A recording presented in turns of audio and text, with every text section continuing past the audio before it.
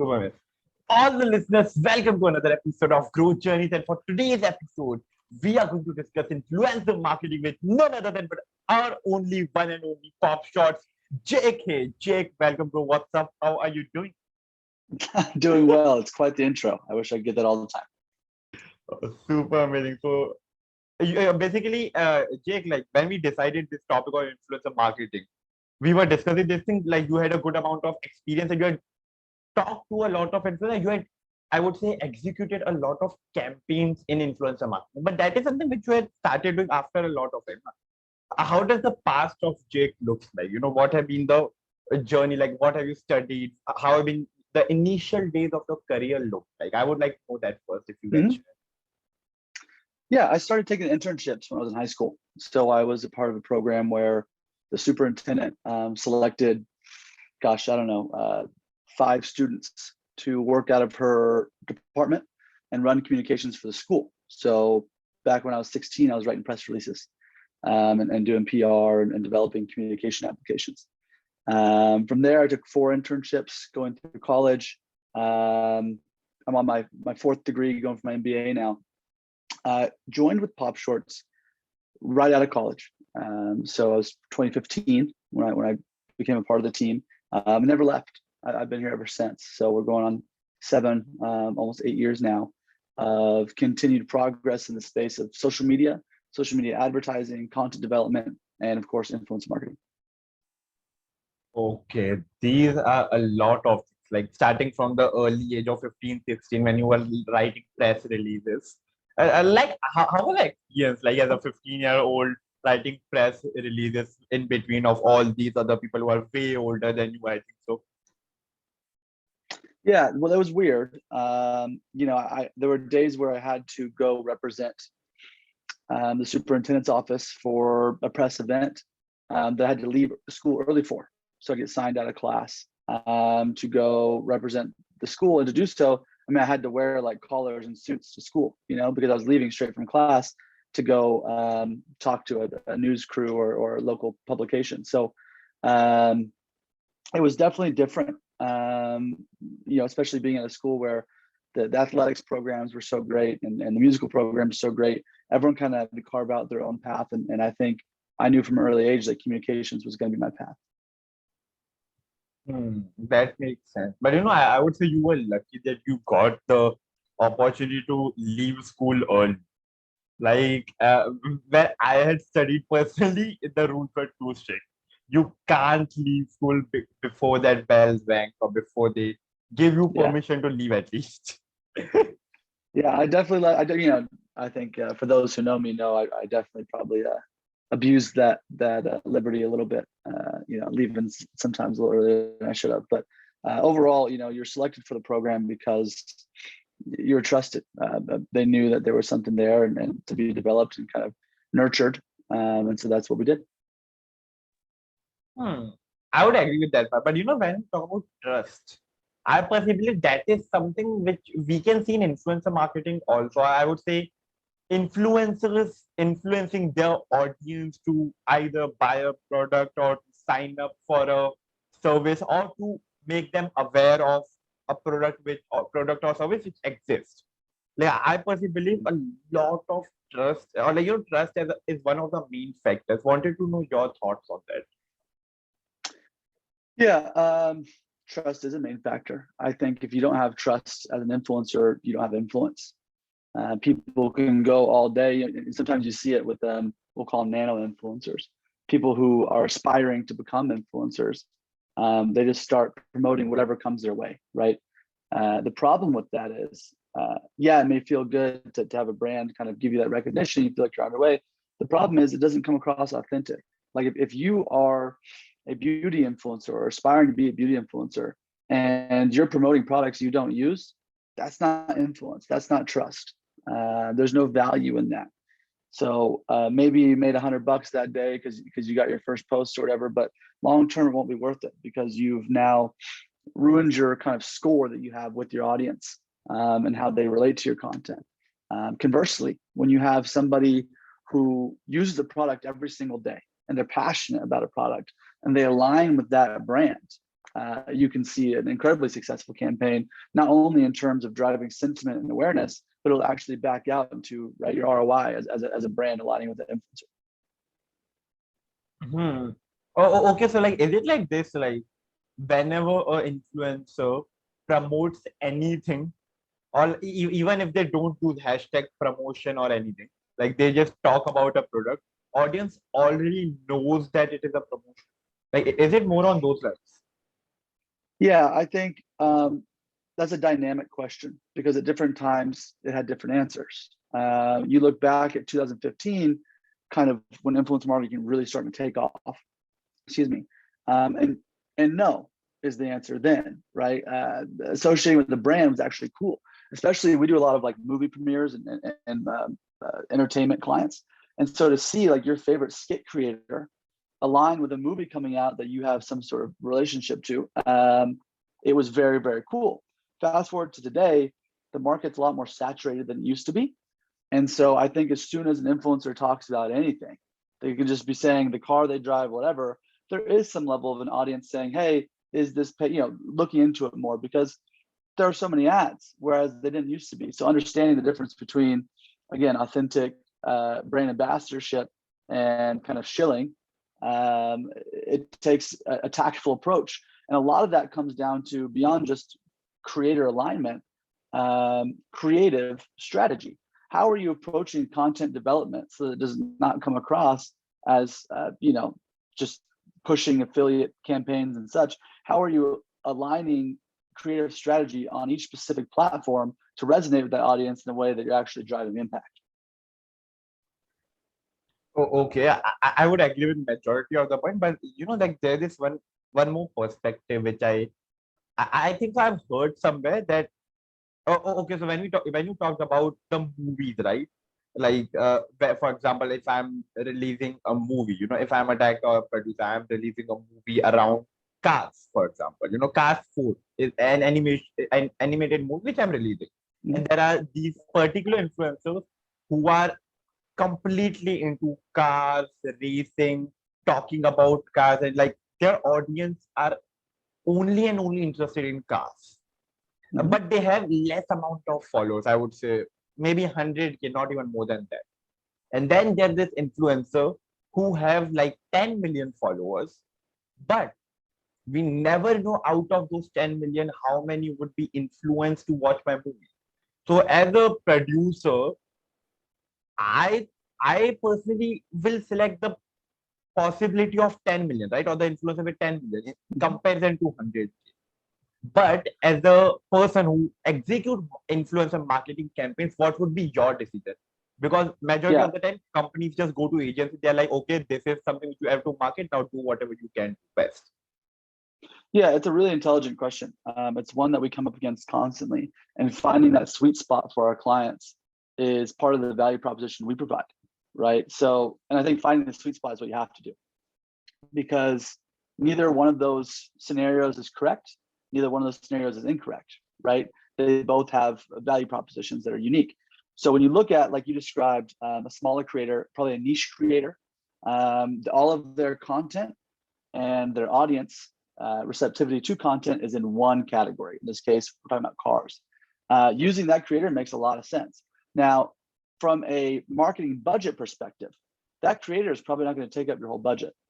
There's a few factors to this. One is they're smaller. Their costs are probably smaller. They might not be repped formally by an agency, which drives costs up. They probably have an affinity for what you're doing already, making them more willingness to participate. Therefore, again, potentially lowering costs. There's a lot of dynamics to that, which would say, hey, this is smart. We like this a lot, but this isn't going to be the end all be all. And working with one niche creator doesn't move the meter in terms of a total movie budget, right? So then you look at the guy who's got, or girl who has 10 million followers. Well, how many of those people like cars? How many that there are a lot of questions that come into audience demographics, which we can talk about here in a minute. But the short of it will be this: from an economy of scale perspective, right? What is my cost per view? What is my cost per impression? Working with these larger creators generally has lower cost per view, lower cost per impression associated with it, just by the nature of economy of scale. Now there's an asterisk next to everything, right?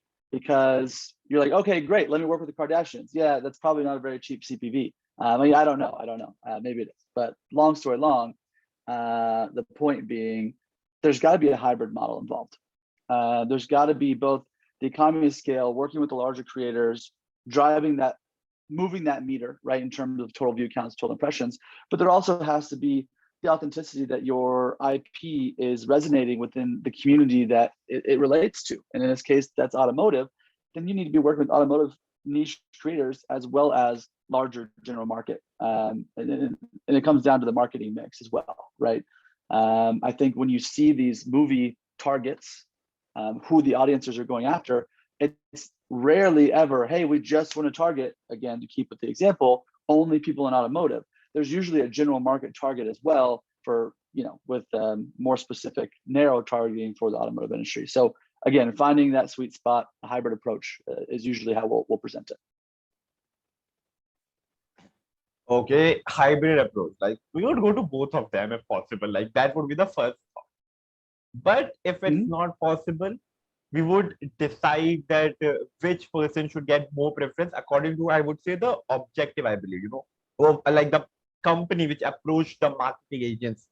What do they want? Do they want more awareness, more impressions? Do they want more sales?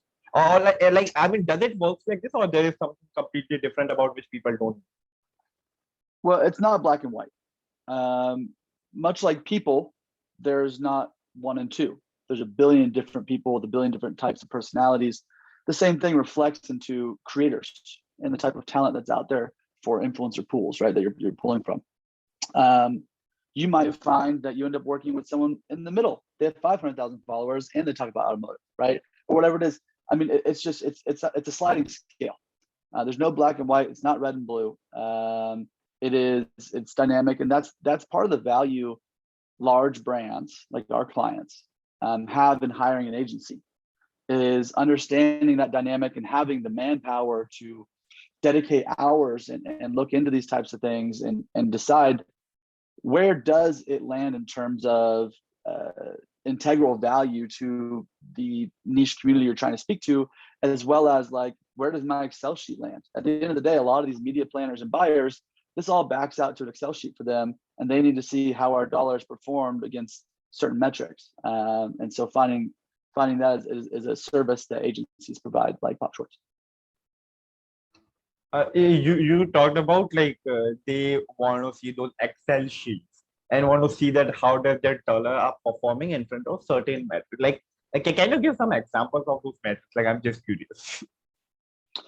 Yeah. So what we do here is not what everybody does, right? There's different approaches to influencer marketing, like any type of marketing. Some influencer marketing agencies do a lot, really more affiliate type campaigns. Everybody has their own kind of ways of doing things. Here at PopShorts, we specialize in driving sentiment and awareness for our clients. And so what that means for us is understanding views and impressions. How do they relate to that influencer's normal post? How do they relate to their average view count for branded posts? What was our projection for that number? How far did we exceed that projection by? Going beyond the Excel sheet, right? Because you're talking about reporting and understanding the success of a campaign. No longer are we looking at pure data metrics in terms of like, hey, we just pulled the view count and that's all you get. It's got to come down to sentiment analysis now as well, which takes into account certain AI platforms like IBM Watson, where you can pull word clouds. Hey, what were the words and the sentiment of the words being used in the comment sections around this? There's a lot of budding technology that I look forward to seeing develop, stuff where you can see opt-in, of course, but it tracks user emotions while they're watching advertisements to draw sentiment analysis from that. Over 10 million different indicators saying, wow, this person's very excited, or oh, this person didn't like it, et cetera. Like, as the advertising industry evolves, as will the ability to report and understand the success of advertising content. Okay. So till a good extent, I think so. There are 2 to 3 fixed metrics which are considered for sure. Then there are those additional metrics which I think so companies provide, or like they tell that this should also be one of the focuses. But like views, impressions, awareness, and then what kind of sentiment is this marketing campaign creating? Like, are people liking it or not? These are like the most important ones as an influencer marketing agent. Yeah, so it's always a views and impressions count first. I mean, that's how, like, if you look at like an IO or a contract with us, we're going to say you spent X amount of money, you received Y amount of views, and that's our guarantee to you. Beyond that, right, you have to look at the creativity of it, and that's where you drive sentiment. So what kind of emojis, and we literally provide like emoji analysis, which, you know, in 2012 you'd laugh, like, what the heck is an emoji analysis, right? 10 years ago this was not a point of conversation at all, but now it's imperative to understand the reflection of how your content resonated with an audience. You have to be looking at the comment section. You have to be looking at the performance against past average performances to understand, did you beat benchmarks? Are you creating successful content? Okay, so you guys like tell the brand that you are going to get this much minimum amount of impressions of views for sure. And Yep. anything above it is just like a great thing. You should be happy other than that. Added value. So we look to provide minimum 20% usually. That's our goal over what we say. So we say, hey, listen, we have you in at this many views for this much money. That's your minimum guarantee. We always try and beat that by about 20% if we can. The nature of social media is such that we've had campaigns where we've beat that by 800%. We've gone viral, right? We completely blow it out of the water, and it's like, amazing. That's all added value for your campaign. And that comes with the benefit of taking creative risks, right? If every campaign is a simple still photo, great, you're gonna get your minimums and that's gonna be that. But when you take risks creatively on social media and let influencers drive creative direction, right? And kind of have their own take, and you find the perfect creator with the perfect audience, and you create the perfect storm, you can create branded content that has the ability to go viral. Oh, okay. So, you know, like, just out of curiosity, in the last 7 to 8 years of you working in PopShorts and all, what have been like the most craziest creative campaign you had saw a creator execute? Like, Yeah, love that question because I enjoy what I do. I enjoy our campaigns. I enjoy working on them, ideating around them, coming up with the concepts. I enjoy creating them, working with the creators, filming. So I'll break this up into two parts. The first is our craziest campaign. The second is our most successful, because they're different answers slightly. Our craziest campaign, in my opinion, it was for an action movie. Had Gerard Butler and, you know, big kind of action franchise. We paired up stunt style, prank style creators with other kind of YouTube type creators to do a full-on day on a paintball course. And during this time, they reenacted very loosely, very, very loosely, the actual film. And so it's all of them together. We had stuntmen, we had live explosions, we had actors, we had influencers, we had helicopters doing donuts around the Hollywood sign in LA. And it all ended at a red carpet movie premiere where we took the creators to actually meet the cast of the movie. Absolutely craziness. The guys from Jackass were there, the movie Jackass, doing stunts. It was a really, really fun one to work on. And that was the one, actually, ironically, that had about 800% of what we thought was going to happen ended up happening, because social media saw it and they said, first of all, you know, the guys from Jackass at the time had been mostly dormant, not posting, no new videos. So to get them together caused a buzz. We paired them up with creators who had a lot of audience overlap. So people who know who these guys are, but these guys have never been seen in public together, that starts a conversation, right? It's like, oh my God, I love this guy, and I love this guy, and they're doing this together. How amazing.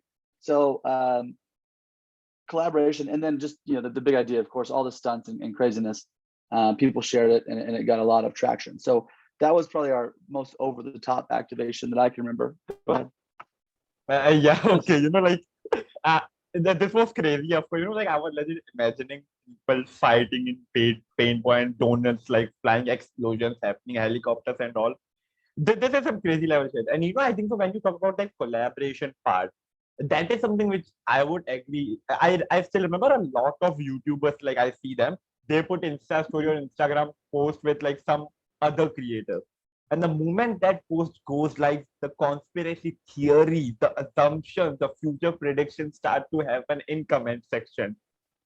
What are both of these creators doing? Like, I love both of them, but what are they planning? That Yeah, in what's going on itself here? is a big thing. Exactly. And that, like the point that post goes live, the marketing had already started. The buzz had started to get created for the final project, which was actually getting recorded. A lot of time creators, do this thing I had saw. They just post a picture with a creator when they are just hanging out. Then nothing is coming out. No project and all is happening. They are just uploading. And people are creating so many conspiracy theories and predictions and comment. I'm like, wow, what a game. Yeah, you can create conversation like that really easy. I think, and to take it back to our most successful campaign, where a few of these awards above my head are for, you figure out how to get, you call it conspiracy theory, and I think that's probably a large word, but you figure out how to get people talking. Like, what is this? What does any of this mean? What's happening here? We had a campaign for a movie, and in this movie, the main character, she's a very famous actress. She has tens of millions of followers. Stopped following everyone she was following and only followed people with a certain female name. Emily Nelson was the name. And so people are like, what the heck is this? Why does she unfollow everyone she follows and only following people named Emily Nelson? The movie is about a missing person named Emily Nelson, and it's a kind of mystery. And so what we did is we created a scavenger hunt around this big PR stunt. And we said, okay, we created a bunch of pages with random images. You had to go through the images and find different tags or hints in the captions and follow them to more pages. There's about 10 pages in total. And the first person to solve this Instagram scavenger hunt mystery won free tickets to New York, to New York Fashion Week, and a shopping spree. And so the idea here is it follows the themes of the movie, being that there's a mystery. We're looking for Emily Nelson. It's fashion style movie. The main character is into fashion. And so we followed those themes and figured out, how do we put our audience in this movie, even if only for 15 minutes, while they go on this scavenger hunt to kind of replicate some themes from the movie. So that was one where people were talking, to your point. It got a lot of free press, a lot of news articles and such, because no one really understood what was happening. Why had this major actress unfollowed everybody, only followed people with his name? What is this scavenger hunt? Where is it taking us? It got a lot of conversation. And we also had influencers support the campaign and post clues. And these influencers were all either fashion photographers, people who work major fashion events, or models and things of that manner, which plays into, again, as you were talking about earlier, how are you involving that community? In this case, fashion was our niche community, not cars, right? How are we taking these smaller accounts within these niche communities, remaining authentic to the themes, and still providing creatives that move the meter and whole? Okay, that makes sense. Good. Okay. I remember, I was thinking about it, and I remembered in India also, like there was this famous singer, if I'm not wrong. What this person did, I mean, or at least the PR team or marketing team decided to do, is that all the posts, like there were like 500 to 700 plus posts, all got archived. So, other people can't see them. Following was zero, followers were also there. And the profile picture was changed to something completely random, which no one was able to understand what's going on. And in less than 24 hours, every single news channel and like every single online news channel was talking about nothing. Like, what's this? And then not the artist, but the company with which artist was signed, that company like done this announcement that this artist is coming up with this new music song, whose poster was basically something which was there on the profile picture, which no one was able to understand. And I'm like, bro, free PR is there, free marketing is something which is just happening here, because this big people did something completely random which no one is able to understand. Like, why this? What is the You get major? people talking. We call it earned media. So that'd be a great example of how someone did a stunt to receive earned media. What do you call it? Earned media. So paid media would be like an advertisement. You paid, you got your media. Earned media is something usually PR teams will come together and say, how do we drive earned media? It's something you do that gets media value outside of actually physically paying for each view. So it's a great way to gain earned media. It's a lot of what PR strategies are about. I think the Mr. Beast also does this a lot, like knowingly or unknowingly. I'm not sure. Maybe. So I mean, but just take any Mr. Beast video. There is always some or other PR from either Mr. Beast side, or like the profiles or accounts of the people who have been involved in that particular video. Like they are just uploading some glimpse of it or some images, just to create that buzz fee. So I think that would be counted in earned media, right? Yeah, well, I'll tell you this: Mr. Beast's team is incredibly intelligent. They don't make mistakes. They know what they're doing. Mr. Beast is a person, but he's also one of the world's largest brands. He's a walking company. He's the next Coca-Cola, if he's not already, right? So when you talk about their strategies and things they do to garner views and engage audiences, you have to understand they're approaching it the same way Disney is. They see themselves as large as anything else, and I do too, for that matter. I think, you're talking about a whole ecosystem of thought process that goes into those videos. It's a lot different than your average YouTuber. I'll say that. Absolutely true. Like these are some crazy level shit when these people are pulling up with media industries and all. Oh my God. Oh, but like out of curiosity, how do you decide that how much money are you going to pay to an influencer? Because like if you're running an influencer like a marketing campaign, you have a list of a lot of influencers, and then you select maybe 20 or 50 of them, and all those 50 people are going to promote a brand, but they have like different following, of course. So like on what basis do you guys decide that how much are we going to pay this influencer and how much are we going to pay this other influencer? Good question. The market defines itself a lot of times. So how do you define an influencer market? Excuse me. It's not the same for everybody. You could have two people with 1 million followers. One could charge 10% of what the other one charges. Depends on a few factors, right? Depends on how in demand they are. Do they have celebrity value? Do they have an audience and an authentic voice in certain niche communities? Such as, I think LGBTQ creators, LGBTQ plus creators are having the moment they well deserve right now. They have a lot of brand deal opportunities, and with more opportunities comes an increase in price, right? These are all things that factor in. So once you identify your target audience, then we look at the creators in the ecosystem. Then we identify by reaching out. I mean, really talking to either the managers, their agents, or if they're maybe a rising creator, we talk to them directly. A lot of times for kids, it's their parents, right? A momager, as we call it. Reach out, create pricing templates, understand where things are at, gauge a cost benefit analysis against what kind of views or impressions does this creator drive, their cost, how much work is it going to be to produce high level content. Just because two people have 1 million followers, again, doesn't mean they both create equal content. Someone could be an incredible content creator and they want to do it all themselves. Somebody might not, and they need a lot of help with post edit and things like that. So I think, again, this is one of the reasons why people hire us. As a dedicated agency who only does influencer marketing, we take this off their plate because it takes numerous people to go through all these data points, run the cost benefit analysis, and beyond even just the data. Are they available?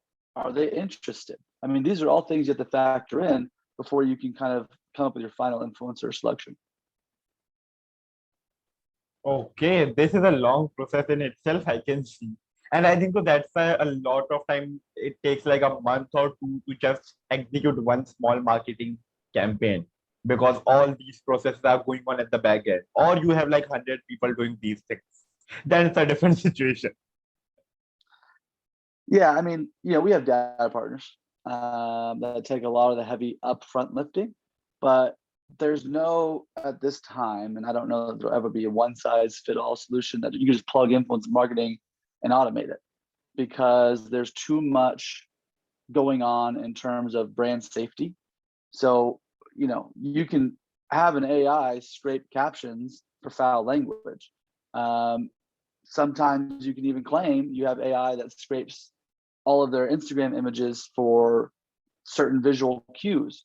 At the end of the day, that's not as foolproof as you need it to be for large clients. I mean, think about the banks and the financial institutions and the Disneys of the world. Their IP is so valuable. You can have zero mistakes in terms of brand alignment. As a matter of fact, when you work with clients like that, there's a rigorous legal process that happens. It gets routed not only through the marketers and the media team, but it all goes through their legal team as well. And if you, as an agency, present talent that comes back, oh, you didn't see this scandal, or this, this person made this comment and they're canceled and this and that. If you didn't flag that ahead of time, what value you're providing? So there's a lot of technology that can do the upfront heavy lifting, create the first list of a couple hundred people. And from there, you need to have skilled individuals who dedicate their time to understanding influencers and influencer content, go through and vet these people by hand. And again, the other dynamic beyond that is, just because, let's say you're targeting automotive, right? Just because this person talked about automotive, does their creative content align with your creative strategy? You're like, well, we really want to do this big hero video, and they live in New Zealand and they only take photos. That doesn't make any sense. And a platform at this time, to my knowledge, doesn't have a one-size-fit-all solution to those issues. I would understand that situation, just seeing the legal team of these freaking large brands is scary. Like, I still remember one day, without any reason, I was going somewhere and I saw this legal team. There were like 5 people, like 4, I think, so were juniors, and like one was like the main leader, and like it was that person's team.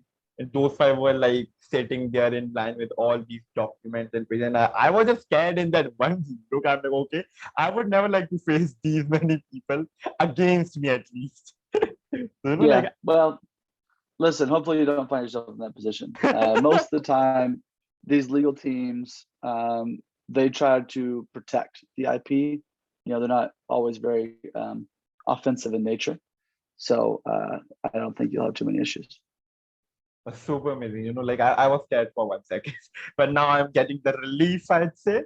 But coming back to the conversation which we are having, okay, so if there is one creator who is super amazing, and you guys want to create that large, crazy size paintball kind of video with this person, but this person lives in New Zealand, and the content which this person creates is like videos, plus his audience or his niche or his genre is something which aligns with your marketing strategy. Now, in this kind of situation, will you guys spend the money to bring this person from New Zealand to the place where this crazy video is going to be recorded? Yeah, I mean, the short answer is yes. It all, there's a lot of variables there as well, right? Again, nothing about any of these scenarios are black and white. It depends how much they charge. Are they already the entire budget? Well, then no, we can't fly them out because the budget's gone. You only have so many money, right? So if they're perfect, the short answer, yeah, we fly people out all the time. We've never technically flown somebody out from New Zealand to California per se, but in theory, we totally would if it was the right person for the right opportunity. Absolutely. That makes sense. And I think, so, that's why, okay, so when you talked about, okay, so, here's the thing. When you talked about that part, when after AI had created that list of 100 or 200 influencers, now there's this need of a human being to go through the content, to think, and then to decide that which creator will suit the marketing campaign, and then talking to that person. Because as we all know, humans buy from humans and humans sell to humans. There's a need of human at the end of the day after a point of time. Everything can't be through software or machines, I'd say.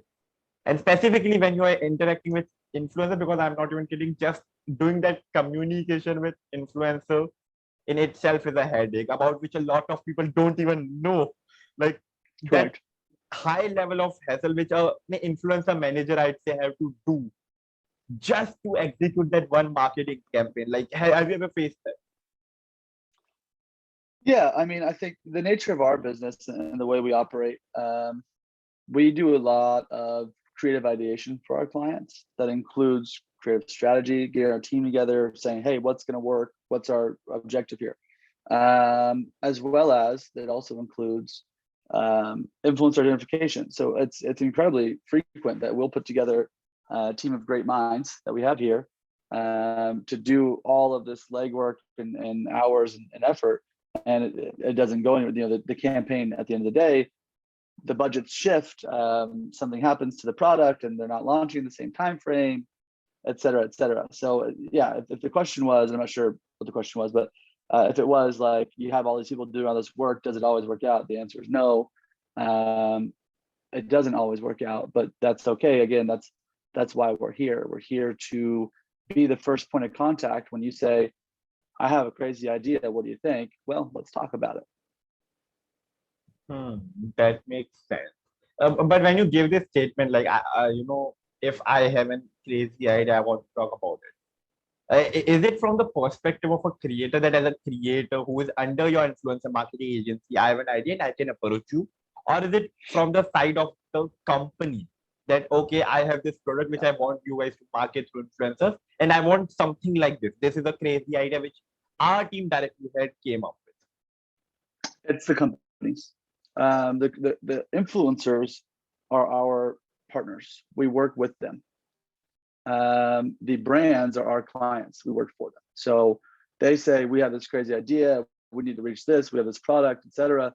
And it's our job to make sure that we make them happy, and that happens by working with the creators to come up with concepts, stuff like that. Oftentimes, we don't reach out to the creators until there's been approval on the client side, because we want to be respectful of their time too. Imagine if you reached out to 200 creators to only give 5 of them a deal. You know, I mean, you'd burn a lot of bridges pretty quick. So we try to be cognizant and respectful of both sides, and figure out how to make the marriage between an influencer and a brand. That completely makes sense, I'd say. By the way, the main question was about arguing with an influencer, because I have some friends who are into who are influencer managers, who talk to influencers a lot of time, and there have been some situations when like a fight broke out, or like an argument broke out of nowhere. Like something like that have happened with you or like your team? I wouldn't say that arguments or fights have broken out so much as we've worked with talent in the past who has mismanaged our expectations. They may have said they could do something they can't do, provided timelines they're not going to meet, dropped off the campaign when the campaign's already running, right? I mean, these things happen. Influencers are not billboards. You don't just get to approve the creative, put it up, and let it sit. It's an active management process. And again, I know I keep saying this, but really, this is why you hire an agency. Because if you are a brand marketer or a media team, you have a million other things going on. The last thing you need to worry about is hoping these influencers can meet your expectations. You also have to keep in mind, there are some incredible influencers out there who are incredibly professional. And you mentioned Mr. Beast. Again, like, that's a company, that's not a person, right? That's really how I think about it. Converse to that, there's also people out there who've maybe never worked a 9-to-5 job, and their business acumen on how to handle emails and delivering of files and expectations and meetings and these types of things might not be at the same caliber as others. And so that alone creates a workload. Working with somebody who doesn't necessarily have all the nuances of these things. So as a brand marketer, you hire agencies and you tell them, "I want to reach this target, this is my budget," and you don't see any of the battles that go on in the background to make your campaign successful. That's the value that agencies provide. That completely makes sense, and that's why like these agents are getting paid, so that all these things would be handled by you and not by us. You know, like, we gave you money, now do whatever the hell you want. Well, I wish it was that simple, but somewhere in between.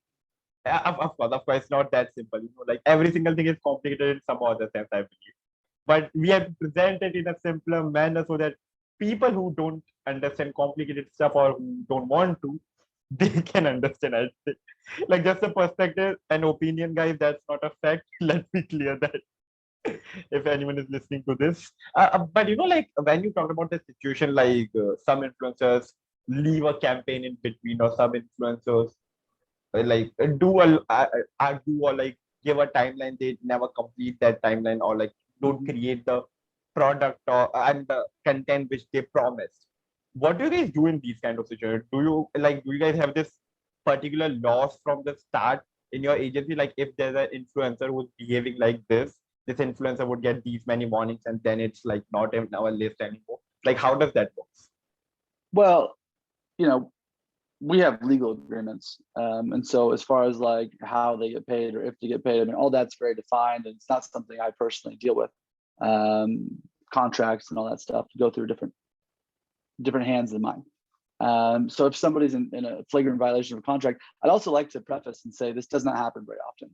In 7-8 years of doing this, it has happened, but it's not something that you're going to see every time. Most times people do what they say they're going to do and create good campaigns and everything works fine.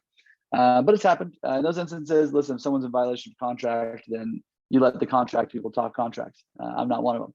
If somebody is mismanaging expectations as far as deadlines, that's probably the most common obstacle you come up against in influencer marketing. Is you have a 4-month planned out campaign with different influencers holding different legs of the campaign.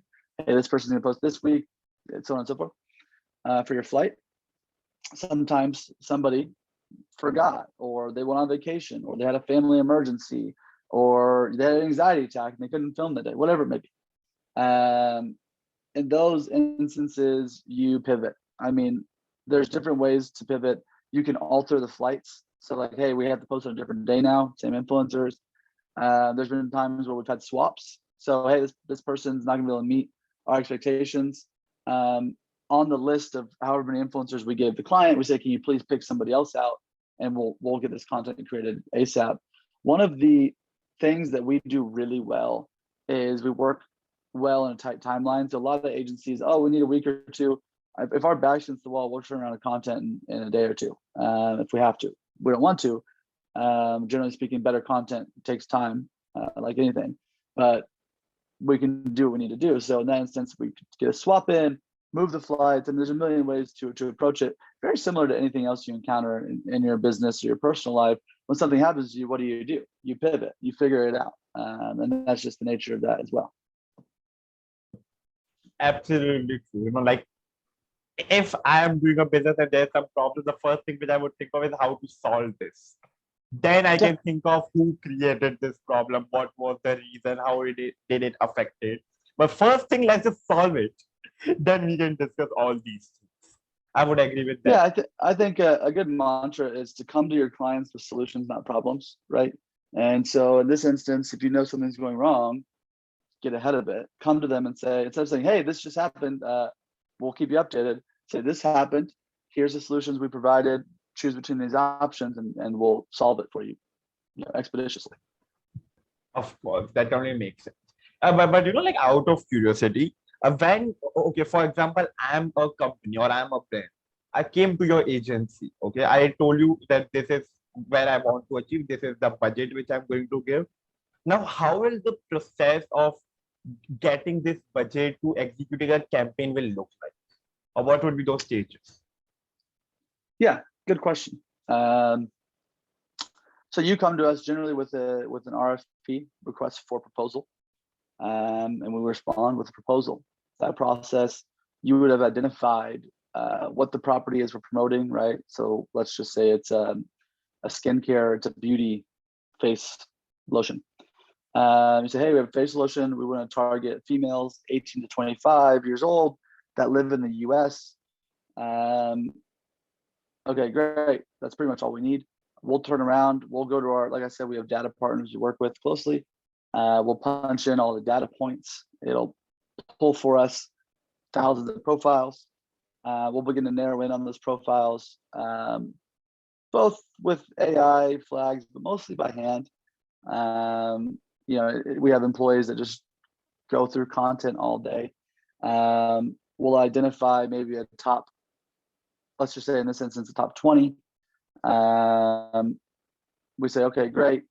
Looking at these creators who we think make a lot of sense, their brand safe, their demos are correct, they as creators meet certain qualifications.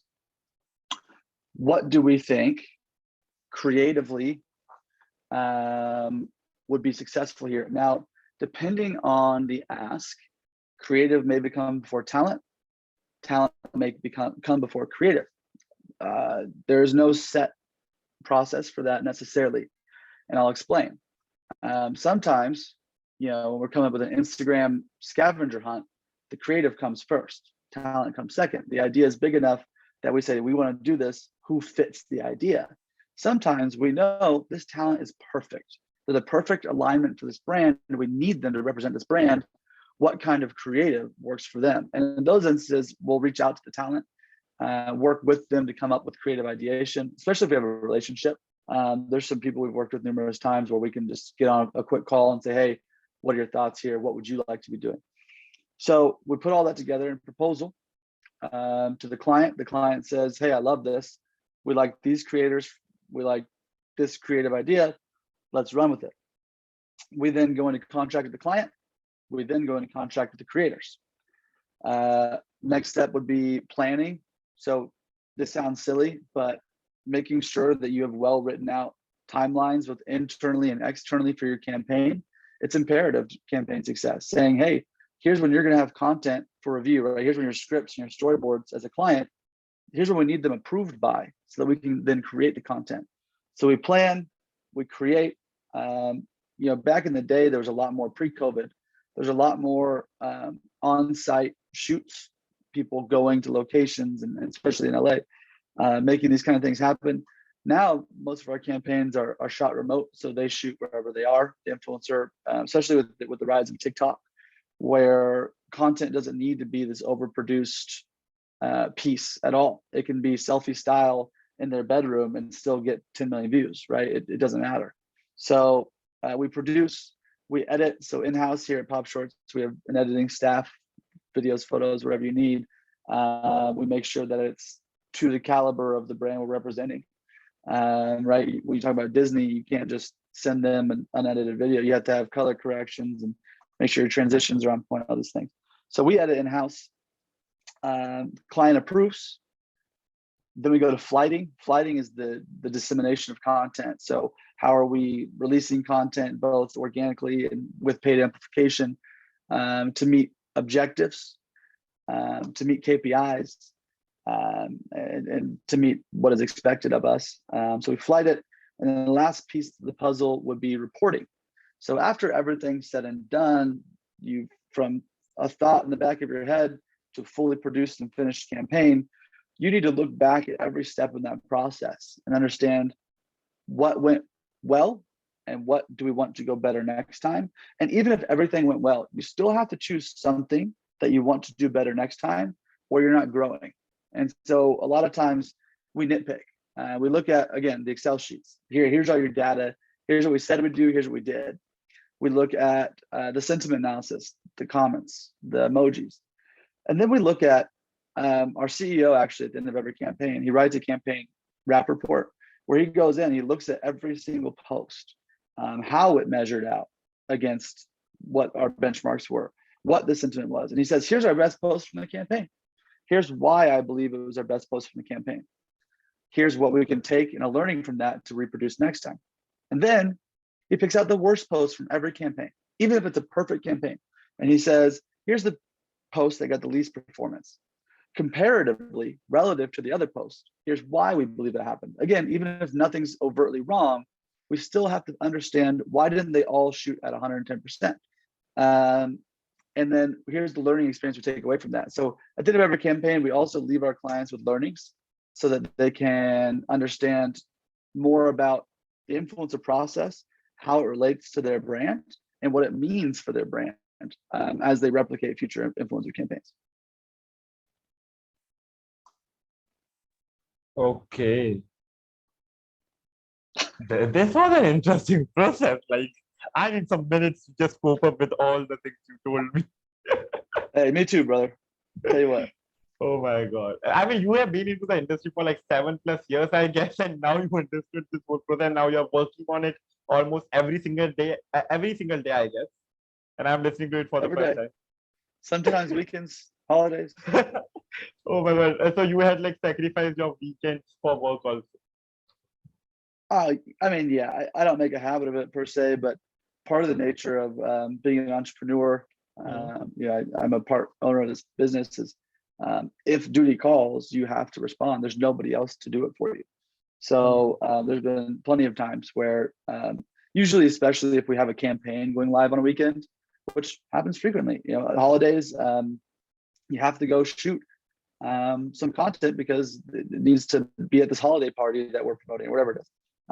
So yeah, sure. But I think the nice part about entrepreneurship in that regard, whether it be influence marketing or anything else, is there are times where you feel overworked, and there are times where you get to reward yourself. So I actually I'm coming back this week, and that's why I had to push our initial meeting. I just took my first out of the country trip since probably 2019 to Costa Rica. I got engaged. I met friends there, I met family there. It was an incredible journey and vacation. And to be able to take off the 13 days or whatever and not feel like any pressure that, oh, you shouldn't be taking time off because it takes away from it. No, man. I mean, we work really hard to make sure that we can have nice rewards at the end of the day. Work hard, play hard. Wait, did I just heard that you got engaged? You did hear I got engaged. I proposed to Congratulations. thank you. I proposed to my fiance in front of a waterfall, in front of my parents and her parents and my aunt and my Oh, sister. It was a beautiful, best day of my life. Tell you what. oh my God. That would have been such a beautiful moment. Like I don't have words, but congratulations. I would just say that. Oh, thank you very much. Okay. And like there was this one point I think so when you talked about a situation where like some influencer is you think that okay, this influencer won't be able to perform this well, so you are switching, new influencers coming. And then you talk about this situation that you have the idea, but you don't have influence. You just randomly ask people, like, if you want to do it, just come up. You know, I remember in India there was this YouTube creator called Fukra Insan. Like this was his YouTube name, and this person did this. He had a crazy idea of playing like 1 lakh INR rupees musical chair game. So what he did, he Mhm. uploaded a story, told the basic criteria. If you are a YouTuber with this many subscribers, just mail me on this email ID that would you like to be a part of this crazy idea or video or not. If and then like 20 would be selected, and those 20 would be called in like that particular location, and they would record the video. That is something which I personally saw in front of my eyes. So, I was able to relate with that part. Also, I wanted to ask this question from the start, but I'm asking only now. Uh, in your background, I can see three shells. The Sweet. Yeah. lowest one with 1, 2, 3, 4, 5, 6, 7 hours. Mhm. What are those awards? Like, is it for the best influencer marketing agency or what? Um, God, well, PopShorts as a whole has a lot. These are not probably a third of them that we have. These are the ones that I keep because I like them. Um, gosh, you have best influencer marketing campaign, best promotion, uh, best in TV and film, best on Instagram. Um, Oh there's a lot. my That God. that that little cube over there is best boutique agency in LA. That one means a lot to us because Oh, the LA media market is so talented. There are so many high caliber professionals who operate out of that space. To be named the best that year relative to our size was a big accomplishment for us. of course, I can understand like these kind of achievements, like how much does they mean? I mean, some people might think, okay, they have like 100+ awards, so what? Like they won't understand the value. But when you get an award, you know that how much you have worked just to Mhm. be on that particular stage at that moment, taking or receiving that award, I'd say. Yeah. Um, it's crazy. So, some awards mean more than others, and it's not to take away from certain institutions of accreditation, but ones that are like, again, like a boutique agency of the year. I mean, that's a big award just because it's an accumulation of all of your hard work. A lot of awards are kind of a hey, you did a great job that one time, incredible, and I think those have a great place. And don't get me wrong, I obviously enjoy them, but I think when you get the big agency award, or a lot of people at some point will go up for individual achievement awards, lifetime achievement awards. I mean, those things are incredible. So we're just getting started, I'll tell you that. Of course, you guys are just getting started. But like this actually takes me to one of the most important question which I want to ask you. Okay? Like, think before you answer. I would just suggest you that. Okay, so the question basically is, how have been your experience in this conversation in the last almost an hour? One more time. How have been your experience in this conversation that you had with me in the last hour? How was my experience holding this conversation with you over the last hour? Yes. Okay. And you want me to think about it before I answer? Is that correct? Your choice. I won't force you. I won't influence you. It's been great. I'll say a couple things about it. The first is, I think you had good questions. I think you do a good job at listening to your guest, and I mean actually listening, not just in your ear, but actually listening to what they're saying and thinking of what to say next based on where the conversation's at. I think you had a couple of questions that caught me off guard as far as the understanding of the space, because I wish some of my clients had asked me those questions. I think it might make my day-to-day a little bit easier. I think coming into it, I wasn't sure what to expect. I know we're on different sides of the world, and I don't know if what I do here relates to what you have going on there or not. It's tough to know these things until you take a leap and you try. I'm glad I came on. I've enjoyed my conversation with you immensely. And I think it's been a great time. Okay, you made my day. No, you made my night, because it's like 12:30 a.m. midnight. But yes, this has been amazing. And like, I'm just glad that I was able to provide you a good experience, because as a host and as a person who is going to ask you a lot of questions as planned, I'd say, you have to create an environment where the other person feels comfortable, where the other person enjoys their time. It should not feel like, like, okay, 1 hour is getting spent. I can feel every single second. The time should flow like this. You don't even realize, okay, it has been an hour. I would say it did. I would say it flew by. I'm happy to be here. Do it again anytime. For sure. Like, let's plan something even bigger than something crazy. I have some ideas. I will plan it and we'll get you're back to you. flying out next time. We're doing it live in person. Oh, that would be super fun. Let's plan something like this. We will discuss this again, DM, for sure. Okay. Yes, Hey, well, thanks for the time. thanks for Oh, you your have another time. question? No, Oh, yeah, you're welcome. nothing else. I personally enjoyed it. So once again, thank you so much, and have an amazing day ahead of you. Hey, you too. We'll talk soon. Sure.